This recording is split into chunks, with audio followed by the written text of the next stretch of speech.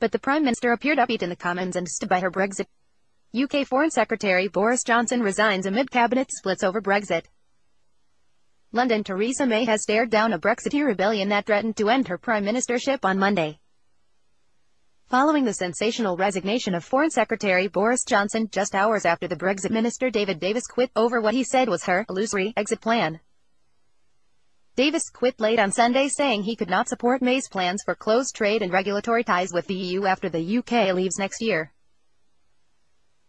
Health Secretary Jeremy Hunt was promoted to replace Boris Johnson, and Housing Minister Dominic Raab, a Brexiteer who is close to Michael Gove, replaced David Davis.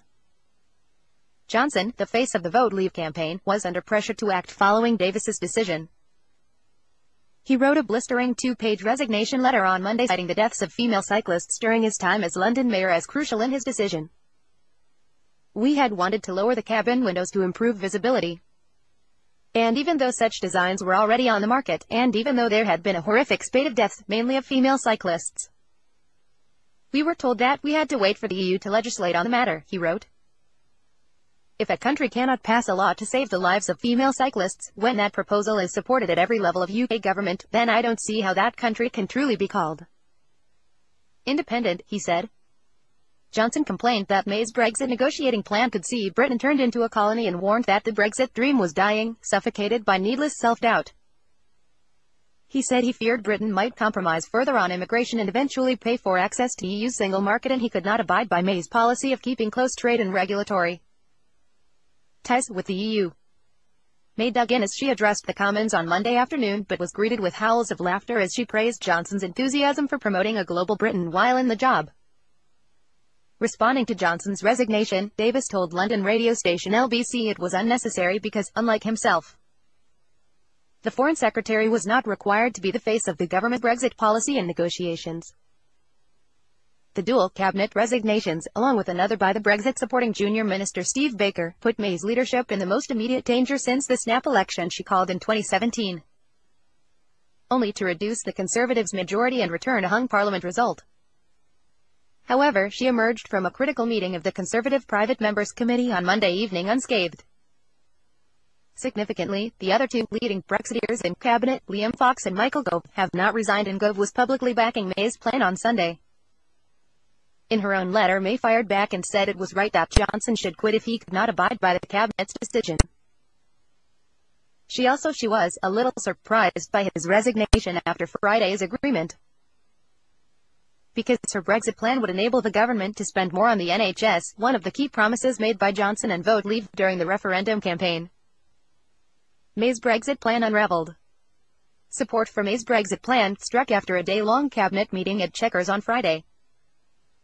Unravelled on Monday as hardline Brexiteers like Jacob Rees-Mogg lined up to criticise the proposal as a betrayal of Brexit after a weekend of voter feedback. Conservative MP Andrea Jenkins said she had received over 300 emails from voters in her constituency which voted to leave, disheartened, dismayed, and telling me that democracy is dead over the Prime Minister's sellout.